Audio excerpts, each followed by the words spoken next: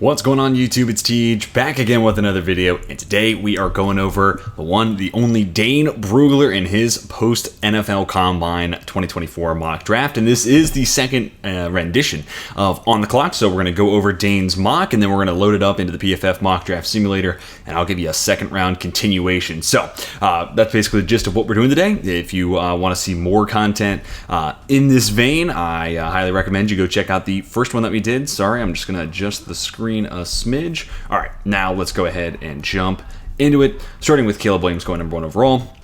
And because we are going to do a second round tacked on, there are going to be some picks that we've seen 1,000 times over, and I won't really talk about it. I think this is the direction Chicago is heading, so it makes a ton of sense. Washington at 2. I do kind of think there was a conversation being had, Jaden Daniels versus Drake May. Personally, I'm definitely in the May camp in that, head-to-head.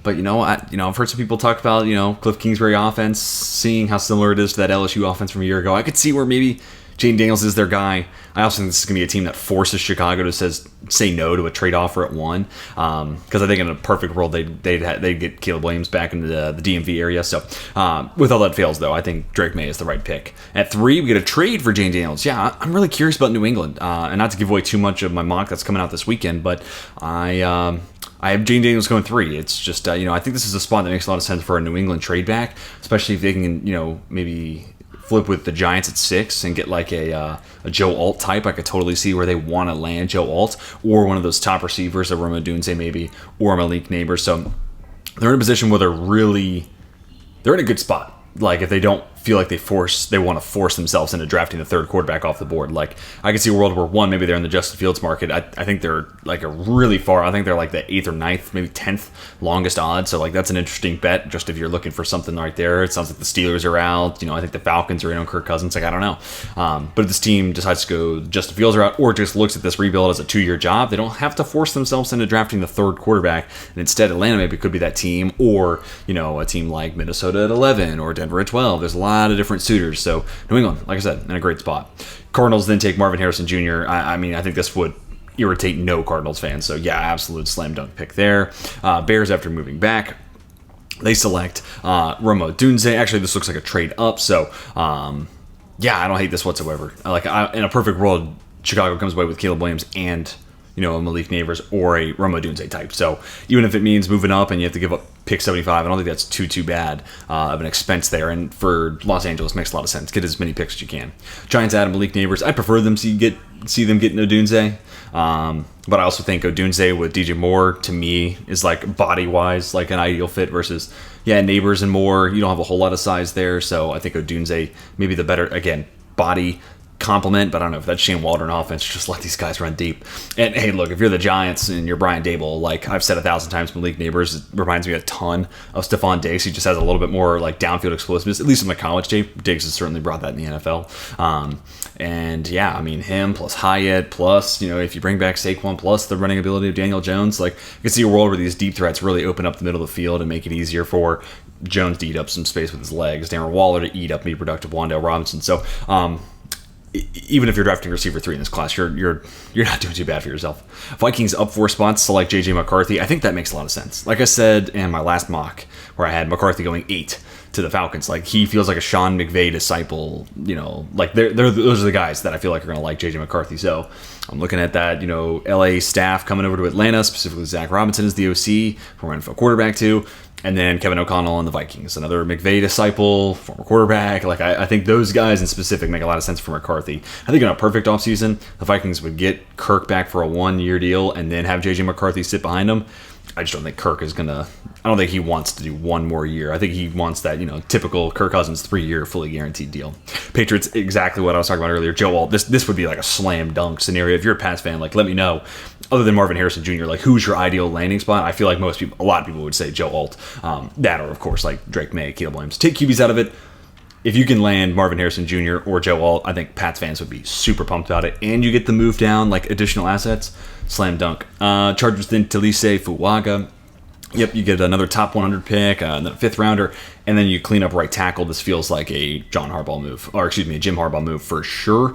It's a big time upgrade over Trey Pipkins, and this just kind of matches that. Greg Roman, we want to establish the run, that type of identity. And it's interesting. The more mocks we see now, the less we see Ole Fashanu as OT2 off the board. I think that the thought in mind was definitely getting Phil Walker to play right tackle for the Chargers. So maybe the left versus right did make a difference here. But for the Jets, I think this makes a ton of sense. I know it's kind of cool thing right now to hate on Ole Fashanu, but I think that would be an awesome route if they do decide to go there. I just think ultimately they might handle tackle in free agency. Like, I don't know if I'd leave it up to chance with a rookie. Maybe they'll hit the ground running. Maybe they'll be bad at the start. I'd rather go get a veteran. Tyron Smith sounds like he's leaving Dallas. So to me, that feels like a route they'll explore.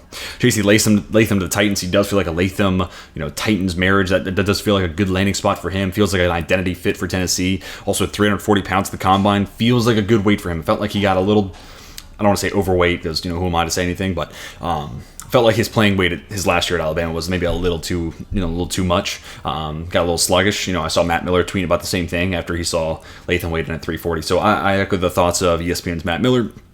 And this feels like a slam dunk fit. I could totally see where he makes the flip over to left tackle.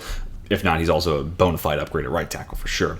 Broncos, Brock Bowers. This is kind of an interesting, kind of a fit because you think about, some of Sean Payton's time in New Orleans. You got Jimmy Graham there, a ton of success. So I can see from that standpoint, I just think this team has too many other needs. Number 2 corner, edge could be addressed here with Jared Verse. Quarterback, obviously, still in play. I think Bo Nix makes a lot of sense there at 12. But Brock Bowers, you don't see it a whole lot of mocks. So I won't knock Dane for going that direction. And ultimately, I think that's, in a lot of ways, Dane here. We can look at his write-up real quick. So you can get Bo Nix later in round 1. Maybe not. But I wanted to see if he was saying anything about just Brock Bowers is that good. He should go top 12. Because if that was his argument, that makes a lot of sense. Quinyon Mitchell, the Raiders, I still got Terran Arnold as my top corner, but it wouldn't shock me if Quinyon ends up being the first guy off the board, especially after the combine. We already knew he was going to run 4.3, and I don't think Arnold's 4.5 flat is like anything that's like take him off your board. So again, I got Arnold over Mitchell, but both would make a ton of sense for the Raiders. The one thing I will say about Mitchell, a little bit more size, a little bit more length versus Terran Arnold, and this is already a corner room that features Amik Robertson, features Nate Hobbs, so the size might play a factor in that decision. Dallas Turner, the Saints, they would be sprinting the card in. Like Mickey Loomis would be salivating the idea of not having to trade up and get a Dallas Turner.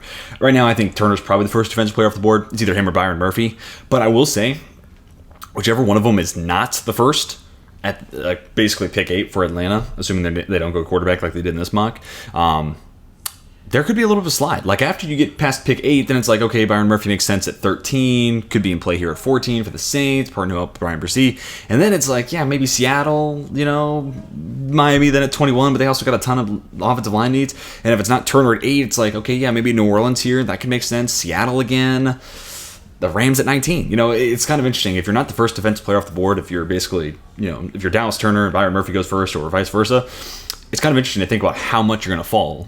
Considering in years past, it's like Derek Stingley goes, and then Sauce Gardner's the next pick. J.C. Horn goes, and then the next pick's Patrick Petan. So it's just kind of interesting. I find that to be a little bit more of a drop-off from first defensive player in mocks to where that second one goes. Anyways, let me shut up and move on. Dallas Turner to the Saints. They need edge help a ton. He checks a lot of the boxes, maybe a little bit on the lighter side for their previous MO, but considering how big of a need that is and how the last 2 to 3 edge picks haven't worked, it's willing to expand that search range, especially for, in my opinion, the top edge guy in this class. Brian Thomas Jr. to the Colts. I think you're going to see a lot of this. Like this, Quinyon Mitchell and A.D. Mitchell. Like you're going to see a lot of that for Indianapolis Colts and Brock Bowers in mocks where he makes it to 15 just because this is kind of like the pacifier Brock Bowers pick. Brock Bowers on the board at 15. All right, fine, you're a Colt. It's just kind of the easy selection to go there. But Brian Thomas Jr. is like a bona fide upgrade over Alec Pierce. His athleticism plus getting the tackle Michael Pittman Jr. I think they will work on that extension. Pittman Jr., Brian Thomas Jr., that's a hell of a tandem. Amarius Mims on the Steelers trade up. I've had the Steelers-Seattle trade go down a handful of times by mock. Here it's the 3rd round pick. Seattle doesn't have a 2nd rounder. So to me, it does make a lot of sense that they'll probably move back from 16, get another day 2 pick somewhere in the mix. And if Pittsburgh doesn't do this Justin Fields trade, I could see where they move on from a 2nd or a 3rd for someone like Amarius Mims or Jax Powers-Johnson. I think they're going to target one of those guys. Ultimately, I think they bring in Matt Hennessy in free agency. So Amarius Mims to me right now feels like if you put a gun to my head and said who's the Steelers pick end of April, I'd say the first round is going to end up being Amarius Mims. Tyrion Arnold into the Eagles on a trade up with the Jags. Then the top 100 pick goes to Jacksonville. I think that could be a valuable one. I know 97 is not like the flashiest thing, but like when you got a couple holes into your offensive line, like getting that extra selection, using that pick there, I think makes a lot of sense though. And I think Tyrion Arnold is like a slam dunk pick for the Eagles. I think Slay and Bradbury, Bradbury specific, he's been kind of an up and down guy throughout most of his career. Those two guys could have a natural bounce back, especially moving away from a man-heavy defense, getting into a zone-heavy defense for Vic Fangio. I think you play Arnold in the slot. I've been saying that this whole cycle. I love the idea of him, DeJean, those freaks just playing in the slot. Especially now you see 4.5 40. That might push teams further in that direction for Arnold. For me, it's all about his change of direction skills. Anyways, Arnold's an upgrade over Avonte Maddox. I like that a ton. Byron Murphy to Bengals. This would be an awesome fit. This is another great spot for him. But then you're ignoring right tackle. Potentially, I could see this team, maybe making a move for Brock Bowers if he starts to slip. You're passing up those and hoping that you can get a tackle later, which it's a good tackle class, but I do feel like those guys are going to fly off the board. So you're just keeping another hole there. But, DJ Reader hitting free agency, he's going to get it back from someone. Don't know if they'll be the team to be able to pay him that. So Byron Murphy at 18, this is actually one I need to hold on to for some future mocks. Jared Verse, the Rams. This would be a slam dunk thing. I think Verse is off the board here, and then in that case, they'd be more than happy to take Leatu Latu. They don't normally have first-round picks, so what's the risk in getting an NFL-ready guy and helping this team that wants to win now do just that? Verse is all the same. And it'd be one hell of an edge tandem with Byron Young and then Jared Verse, two guys who both stop the run really well. Byron Young, 98th percentile broad jump, super explosive athlete, has a little bit of bend. Verse, not the most bendy or like dip, that's not how he wins, but linear explosiveness, power, and I think he's got an arsenal of moves where he can counter inside. So speed to power, use that linear explosiveness, and then go into inside moves if you can't win initially. Yeah, like that feels like an awesome compliment alongside Byron Young, and of course Aaron Donald's still there. And see Jax Powers Johnson to the Seattle Seahawks. See, the only tough part about the Steelers trade up to 16 is that it makes all the sense in the world for them to go JPJ. It just also makes all the sense in the world for them looking for a right tackle. So in this case, this is the slam dunk pick. You get an extra top 100 selection, and the Seahawks get Jax Powers Johnson. That'd be an A+ move in my books. Dolphins, Troy Fautano. Look, this guy could play guard. This guy could play tackle. Excuse me. What a Freudian slip there. Longer arms than Joe Alt and Talise Fuaga. Yeah, I think at 21 here, I think my ideal mock, and maybe I'll do this in my next one, maybe I won't be able to. We'll see what I do with the Dolphins. I'm still working my next mock for this weekend. But I think in an ideal world, you get Troy Fautano here at 21, and then you get Christian Haynes in the second round. Fautano has that Teron Armstead just in case he retires. If he doesn't, then you can play him at guard for as long as you have Armstead, and then eventually becomes a tackle. And then you get Christian Haynes as that potential other guard, maybe a center. I don't love that idea as much. Or he's your Robert Hunt replacement. Haynes played his entire career at right guard. You may have a decision to make, Connor Williams or Robert Hunt this offseason. So going to be really interesting to see how that plays out. Jags, Nate Wiggins, you trade down and still get a corner. And today they announced the cutting of Darius Williams. In that case, I am fine with the the Jacksonville Jaguars selecting a corner. I haven't been in love with outside corner selections of the Jags because Darius Williams is a much better outside corner than he is inside. But saving $10.5 million, getting younger, getting bigger at that position, I think makes a lot of sense. So Nate Wiggins, that's a good pick. I gotta say the weight, a little bit of a concern for me. Leatu Latu to the Houston Texans, and I will say in my next mock, and I'll hopefully remember to reiterate this, I think this is where Christian Wilkins goes. I don't know what it is, but I feel like D'Amico Ryan's he's gonna key in on Wilkins, and Wilkins will be his Eric Armstead type. So man, they lose out on Grenard, but sign Wilkins, replace him with Leatu Latu or Jared Verse. Would love that for Houston, and then maybe add an Adrian Cooper in the second round, bolster up that middle linebacker core. Whew. I would love that. But I don't know if they go defense with each of their first two picks. So, it comes with a caveat. But then, Jalen McMillan in the third. Okay, I'm giving away too much of what I want to do with the Houston Texans in future mocks. Love the Leatu Latu pick. Then we get to the Bills, trade up, Adonai Mitchell. Don't think he makes it this far, but 24 is one hell of a hard floor. I think Dallas would like him. The Bills would be super smart to go get this. I think a better version of Gabe Davis who can do a little bit more in the intermediate as well as underneath stuff. Yeah, I would love this for Buffalo. Cooper DeJean to the Green Bay Packers. That almost feels like it's religious for every mock. Graham Barton to the Bucks, I think makes a lot of sense. Could be a spot starter at tackle in the case of an injury, but this is an absolute major upgrade at left guard over Matt Filer. Could play center if you don't feel comfortable with moving forward with Robert Hainsey. Darius Robinson, that 40 is a little rough, so I'm kind of thinking if he gets drafted by the Cardinals, that's probably at 35, not 27. But still, for a guy who plays inside and out, maybe the 40 doesn't play that much into a factor because you're getting kind of a combo player. And I think, with the Cardinals, I think I spelled this out in my last mock. If he is going to go in the first round, it's either Detroit to me or Arizona, because they both have this built-in DPR. For Detroit, it's James Houston, and for Arizona, it's B.J. Ojulari. So I think on early downs, Robinson plays edge, and then passing downs, he kicks inside. Both those teams need reinforcements on the interior pass rush side. At least the Lions have Lee McNeil, so they at least have someone getting results there. And then as Robinson folds inside, the Ojulari package comes out for the Cardinals. The Houston package comes out for the Lions. I would like those fits a ton for him if he does go round one.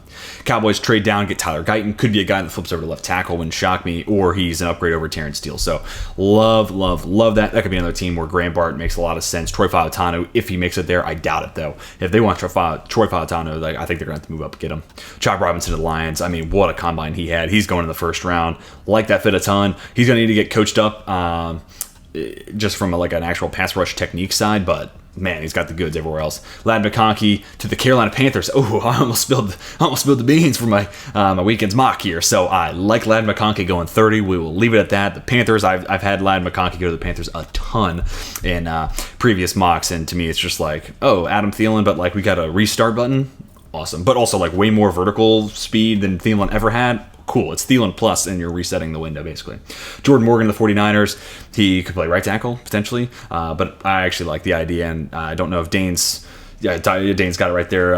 Play him on the left side, and then that's your long-term replacement for Trent Williams. I dig that a ton. But also playing Morgan at guard could be awesome. At Chiefs take Xavier Worthy. You will see a lot of mock drafts throughout the rest of this cycle with Xavier Worthy going to the Chiefs and going to the Buffalo Bills, because those teams have quarterbacks with absolute howitzers.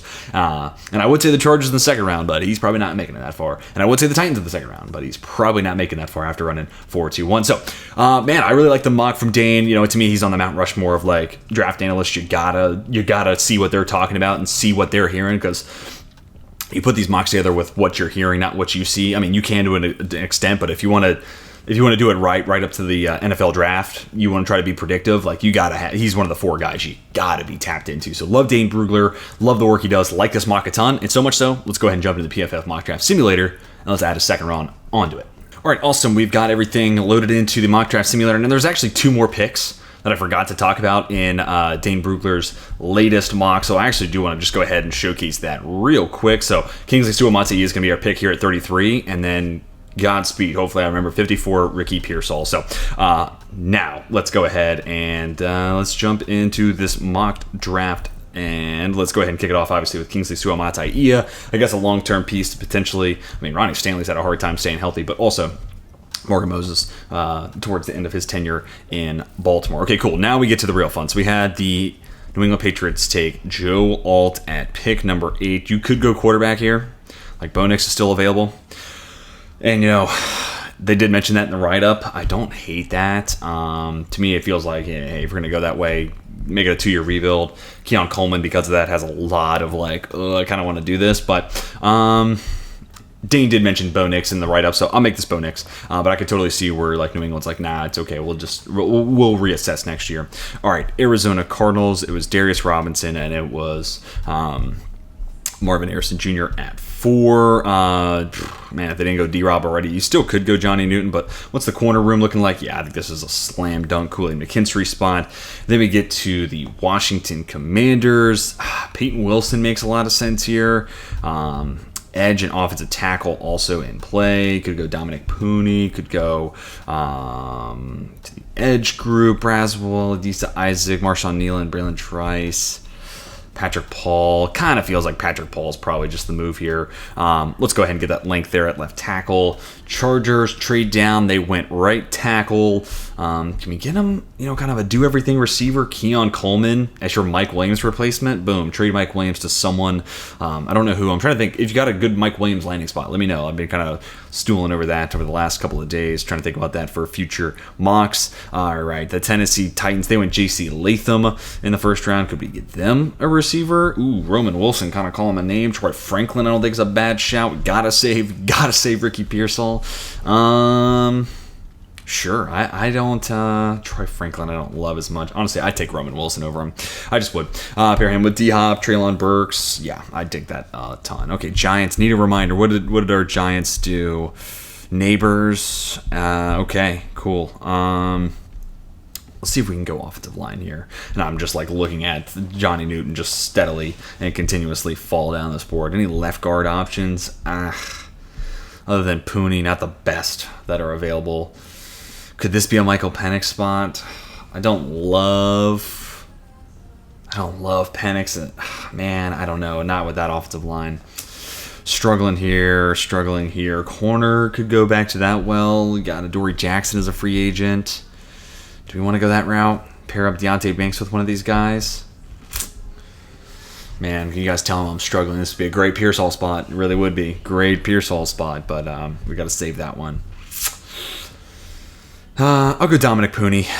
We'll play him at left guard. I don't hate it, but I does feel a little rich. If you ask me. Can we go back to the edge group one more time? Let me see what we got here. Braylon Trice, not the best combine. Chris Braswell. Do we want to go Braswell here? Adisa Isaac. I feel like Nealon's getting some steam, but that still feels a little high for right now. Could we make this a Peyton Wilson spot too? I don't know. I'll go with Chris Braswell for right now. So Braswell's the pick there. Green Bay, reminder, they went Cooper DeJean. This would have been a great Dominic Pooney spot. Johnny Newton just continues to make his way. He'll be the pick next up for the Minnesota Vikings, though. So that'll be the hard stop there. So tackle, running back, interior offensive line. Could go safety. Honestly, even with DeJean, I don't hate the idea of getting Tyler Newman, and maybe you'll see that again sometime soon. Like I said, we're going to go Johnny Newton here. That defensive interior in Minnesota is absolutely atrocious. Extra second-round pick here for the New England Patriots. So it actually ultimately worked out that we didn't go receiver where we did, other than the fact you could have gotten a Keon Coleman type. You got Pop Douglas. And really, I'm not worried about anything else the rest of the way. Could go Xavier Legette. Could go Jalen Polk. Could go Troy Franklin. I'll go Franklin. We'll just keep it there. I do worry about the sub 180 frame, though. That concerns me a ton. But a lot of long speed, really nice yards after the catch threat. So, and also you keep him with Bo Nix. Hopefully that chemistry, continues on to the next level. Raiders, reminder for what they did at 13. Quinyon Mitchell. Let's get him some. This would have been a great landing spot for Johnny Mitchell. Johnny Newton. Let's go Tavondre Sweat or Breeden Fisk here. Let's get him a monster. An absolute monster for that defense. Tavondre Sweat plugged into that Vegas D. It was edge in the first round for New Orleans, so this could be a Michael Penix spot. Actually, I like him in a Shanahan-McVay system, so Penix with now Clint Kubiak coming over to call the offense. I don't hate that whatsoever. Indianapolis receiver in the first round. Can we get some edge or corners? TJ Tampa in that secondary. I like that length a lot. So let's go ahead and go in that direction. Also could have gone Ennis Rakestraw, but we'll have him fall a little bit in this mock. Giants. So hold on. Sorry, I do need another quick reminder. Interior offensive line and wide receiver. I think this is the team that can get better at the edge spot. So let's go ahead and take a quick glimpse there. Adisa Isaac feels like a good fit for them. I'll go with that. Jags, corner in the first round. I actually think this is a really nice place for Zach Frazier to go. So let's go ahead and patch up that interior offensive line. Like that a good bit. Then we get to the Bengals. So offensive line, right? No, Byron Murphy. So, okay. This kind of feels like you're kind of pigeonholed into it, but don't love feeling that way. Let's go Kieran Amagaji.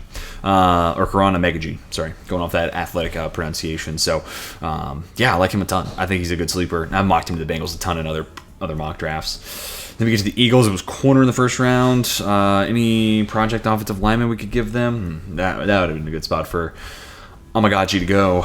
If not, what about the edge? You know what? I'll go Braylon Trice here. Trice's 40 was a little rough, but as a potential Brandon Graham replacement, I like Braylon Trice, drafting a year ahead.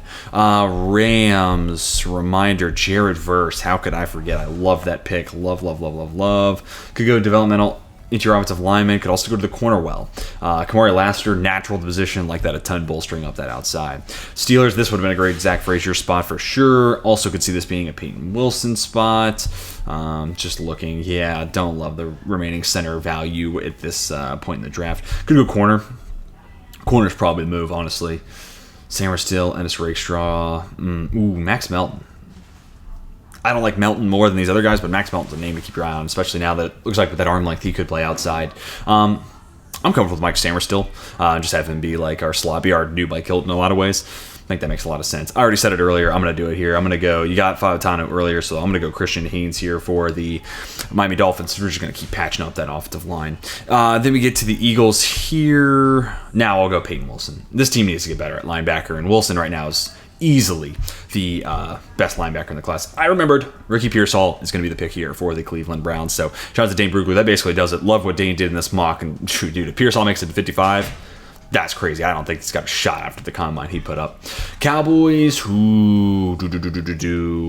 was the first round pick? Offensive line after the trade down, right? Could go back into that well. I really like this team going corner. But yeah, I feel like corner's just the move here. Running back's just the move here. It's what I always do. Blake Corum, Jonathan Brooks. I've done it all before. Trey Benson, Jalen Wright. Let's go Jalen Wright. Let's just have some fun. Let's go Jalen Wright. Super explosive combine. So love the big play upside that brings. Trey Benson totally could work here. And you may see Benson to the Cowboys in a video coming to you soon. Green Bay Packers, we've doubled up at secondary. Can we get them some interior offensive line flexibility? That would be a dream come true. Mahogany doesn't feel like a bad fit. Mason McCormick. Kind of an ass kicker at guard. I don't hate Mason McCormick. 57 feels a little rich. Don't feel like most people see him in that same light. Running back, defensive. Honestly, if we're going to go running back, I don't hate Jonathan Brooks. I don't hate Jonathan Brooks as a compliment to Aaron Jones. I dig that a good bit. So then we get to the Tampa Bay Buccaneers. Interior offensive line in the first round. Braden Fisk, kind of an interesting idea. I like Jonah Ellis here. They just need edge help, and they need it right away. Jonah Ellis is an NFL-ready guy. Texans, I kind of talked about it in the first round. Let's go Edgerrin Cooper, guy who really looks up to Fred Warner. I was listening to an interview from Connor Rogers, NBC Sports. He was talking about it with Edgerrin Cooper, and that's the guy he models his game after, Fred Warner. So go ahead and give him Fred Warner's former coach and D'Amico Ryans. Plus, they can get better at that spot. Bills, they traded up and went wide receiver. Could go corner. Could go defensive interior here. What do I want to do here for the Buffalo Bills, man? Bills fans, let me know what your second round ideal selection is, because I'd be really curious to know. Linebacker Junior Colson, don't hate that. I'd love to get them some interior offensive line help. Oh man, it gets kind of tough. It gets kind of tough here, and they just traded Ryan Bates. Still got Osiris Torrance there. Mitch Morse for a little bit longer at center. Could this team be Mason McCormick? I don't think Mason McCormick's out of the realm of possibilities. Man, I feel like, though, I'm reaching at straws. What about defensive interior and edge? I feel like this team's got to get an upgrade there. Chris Jenkins is a nice little run stopper. Braden Fisk, another guy who can get upfield. Partnered up with Ed Oliver. What are the run defense grades? Not really his strength. Marshawn Nealand.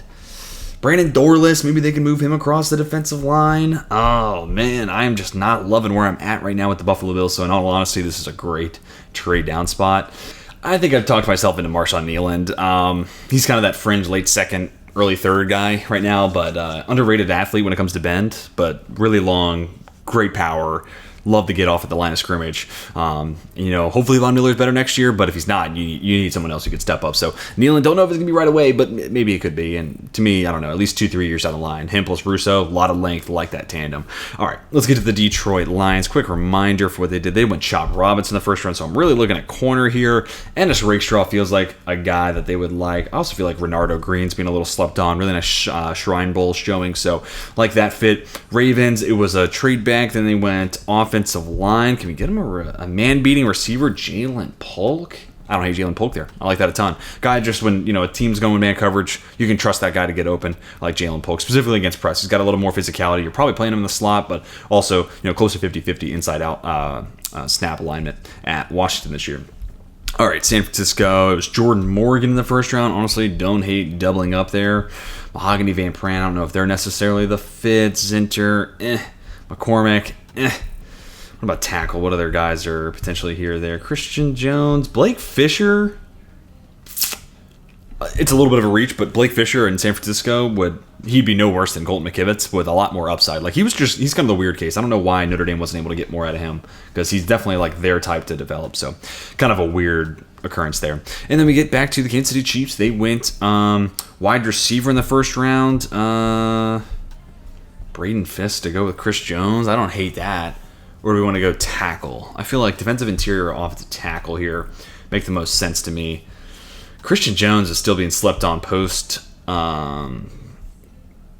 Senior Bowl, but I'm going to trust the tape there. I like what I saw from Christian Jones. So let's go ahead and showcase all the picks. These were all Dane's picks, plus the 2 second-round selections, including Kingsley Suamataia. And this is what I tacked on. Bo Nix, Kool-Aid McKinstry, a little bit later on, Braswell followed by Newbin, Johnny Newton falling down to 42.